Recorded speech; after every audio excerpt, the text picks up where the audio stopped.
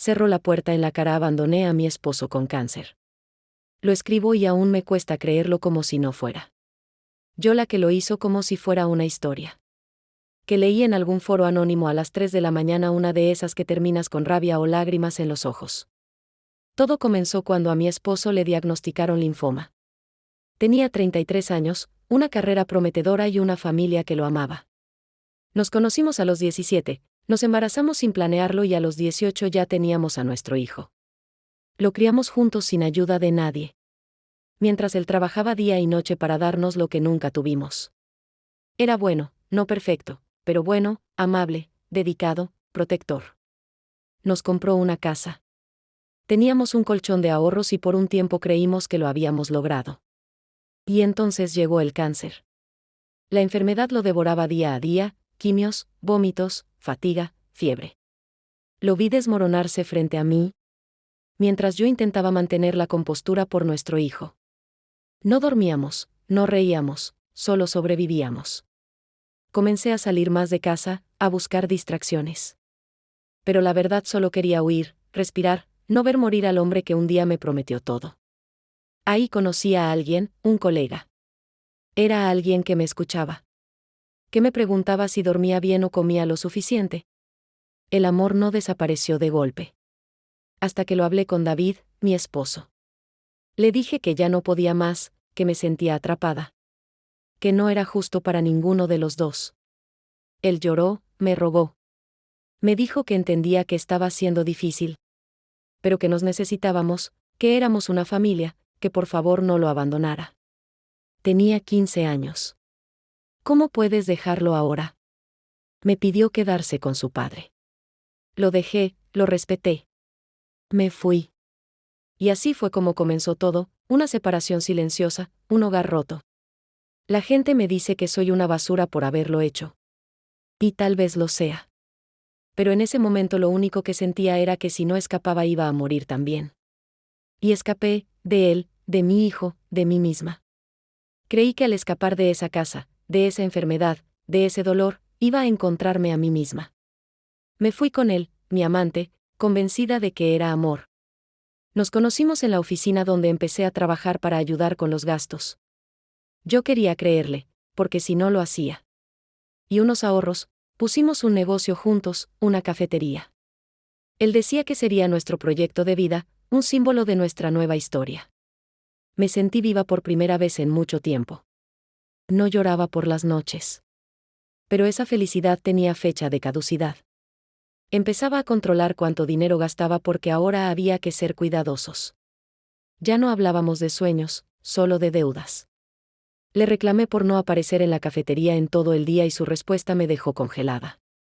Deberías agradecer que alguien como yo te recogió cuando eras una mujer rota que huía de un cadáver.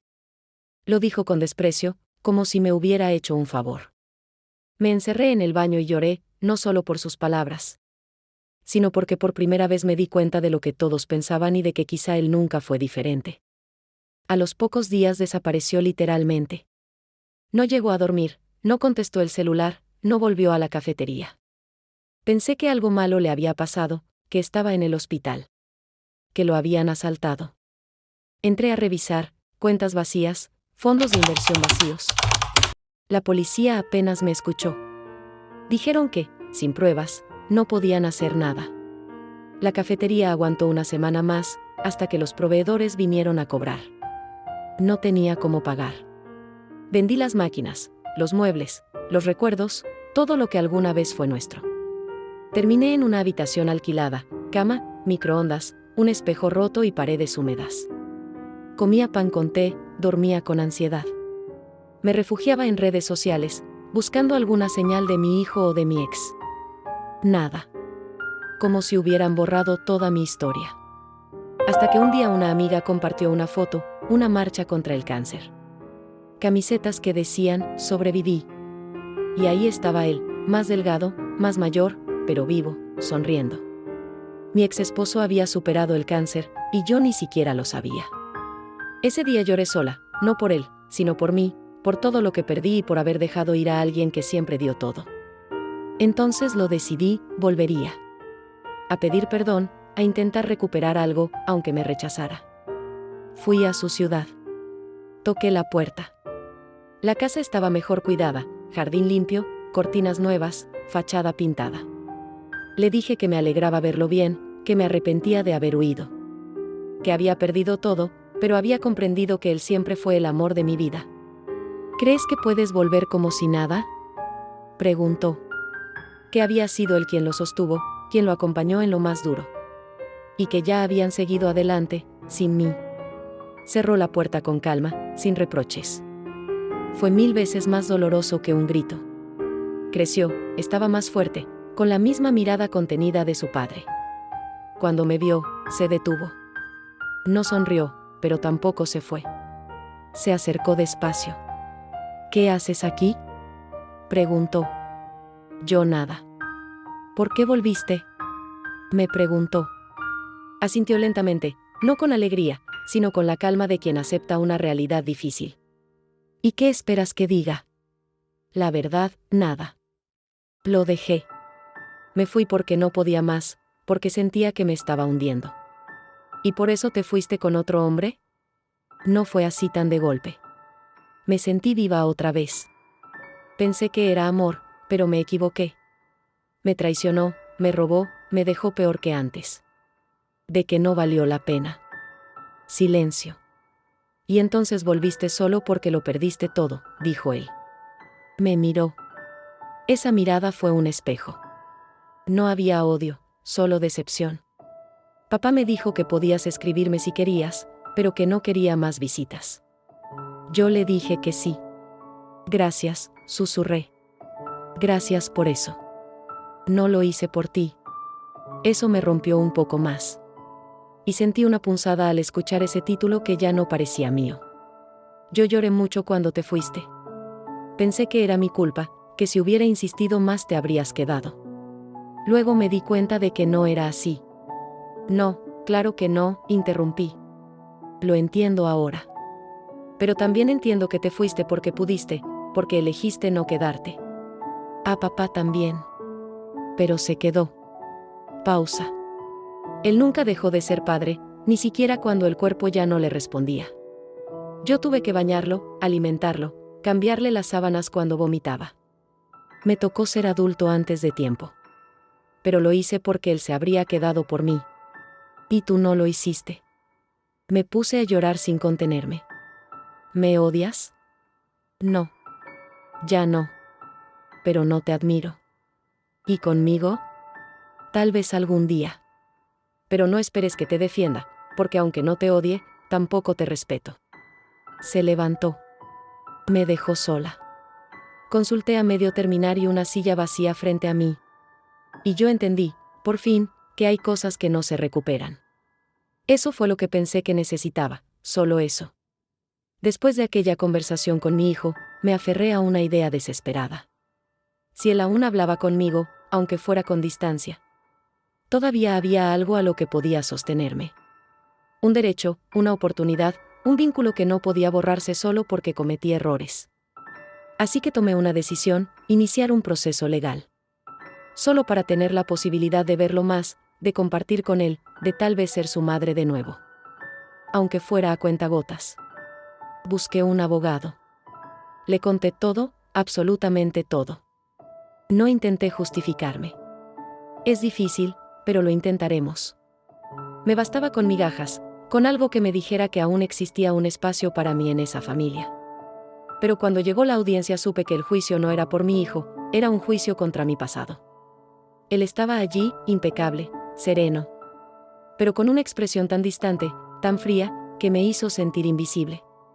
Y luego su abogado comenzó a hablar. No gritó, no dramatizó, solo expuso hechos. Mi representado fue diagnosticado con cáncer. En su etapa más vulnerable, su esposa lo abandonó. Se fue con otro hombre e intentó llevarse al hijo en común, que se negó. Usó los bienes gananciales para iniciar un negocio fallido con su nueva pareja y desapareció de la vida de ambos. La solicitud que presenta hoy responde, según todo indica, al fracaso de esa relación externa. Cada palabra era un clavo más. Mi abogado intentó responder. Habló de salud mental, de arrepentimiento. El juez solo hizo una pregunta. ¿Cuál es la opinión del menor?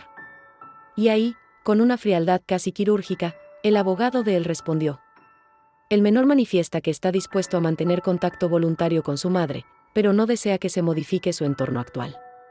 No quiere visitas impuestas ni compartir custodia. Pide que se respete su decisión. Con eso, el juez bajó la mirada. No levanté la cabeza durante el resto del acto. Solo escuchaba la respiración pausada de él. Solo cierre. Cuando salimos, mi abogado me acompañó en silencio. Te escucharon, pero ya no basta. Y tenía razón. Volví a la habitación que alquilo. Me miré en el espejo rayado que apenas sostiene su marco y, por primera vez en mucho tiempo, no lloré, porque ya no tenía más lágrimas. Y entonces lo supe, no iba a recuperar lo que perdí. Ni por la ley, ni por el amor, ni por la culpa. No para convencer a nadie, sino para explicar por qué. Después de todo, aún creo que merezco una segunda oportunidad. A veces pienso en esas palabras como si fueran blasfemia. Como si pronunciarlas me hiciera más miserable, más inconsciente, más vil. Creo que merezco una segunda oportunidad. No con ellos, no con él, no con mi hijo, tal vez ni siquiera conmigo misma. Pero sí con la vida, con el derecho de volver a respirar. No estoy justificando lo que hice. Lo abandoné. Sí, me fui cuando estaba enfermo. Dejé a mi hijo solo con su padre moribundo. Me enamoré de otro hombre mientras el mío luchaba por vivir. Lo hice, no lo niego. Pero también cuidé. También lloré. También me arrastré emocionalmente durante meses antes de tomar la decisión que todos ahora usan para definirme. Yo también me estaba muriendo.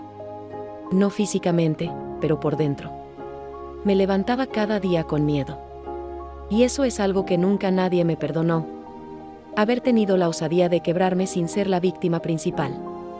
Cuando enfermó, toda la casa giró alrededor de su dolor. Y lo entiendo. Pero nadie miró al costado. Nadie vio que yo también estaba derrumbándome. Que me convertí en enfermera, madre, soporte emocional, sostén económico, compañera de lágrimas, todo al mismo tiempo. Y sí, lo abandoné. Fue un error. Me destruyó más de lo que nunca imaginé. Me dejó en la ruina emocional y económica. Me hizo ver que me fui por algo que no era amor, sino escape. Pero incluso después de pagar todo ese precio, nadie cree que tenga derecho a levantar la cabeza. A volver, a tocar la puerta, a preguntar si todavía hay un hueco para mí. Yo misma dudé de hacerlo durante meses. Pero la culpa no me reconstruyó, solo me paralizó. Y un día entendí que el remordimiento eterno tampoco es justicia. Lo acepto. Mi ex me cerró la puerta sin insultos. Lo respeto. Y aún así siento que tengo algo más para dar. No a ellos, no como madre, no como esposa. Porque si algo aprendí es que nadie te rescata cuando eres la mala de la historia. Solo hay silencio, rechazo y el eco constante de tus propios errores. No tengo pareja, ni amigos cercanos, ni el respeto de mi hijo. Y, a pesar de eso, estoy aquí de pie. Solo humanos podridos de miedo. Sí, lo sé. Me fui en el peor momento. Me equivoqué. Pero también lo intenté. También lo di todo hasta que ya no me quedaba nada. Y si tú que estás leyendo esto piensas que no merezco nada, que me jodí sola, quizás tengas razón. ¿Quién no ha soñado con dejar todo atrás cuando el peso se vuelve insoportable? Yo no tuve las herramientas para resistir. Lo intenté, pero fallé. Estoy aquí escribiendo, luchando por no desaparecer del todo. Porque incluso los que fallamos merecemos redención. No de los demás, a veces ni de la familia, pero sí de nosotros mismos. No quiero volver a la vida que tenía. Ya no existe. Solo quiero saber que lo que viví, lo que sufrí, lo que aprendí sirvió para algo. Para no repetir, para no rendirme otra vez, para no esconderme más. No soy víctima, no soy heroína. Y aún así quiere vivir con ella sin que la definan solo por eso. Y si estás esperando que diga que me odio, lo siento, no lo hago. No porque no me arrepienta, sino porque si me odio, si me niego hasta a mí misma, entonces todo lo que viví no sirvió para nada. Así que sí, después de todo, creo que merezco una segunda oportunidad. Y si tú piensas que no, estás en tu derecho. Pero yo también estoy en el mío.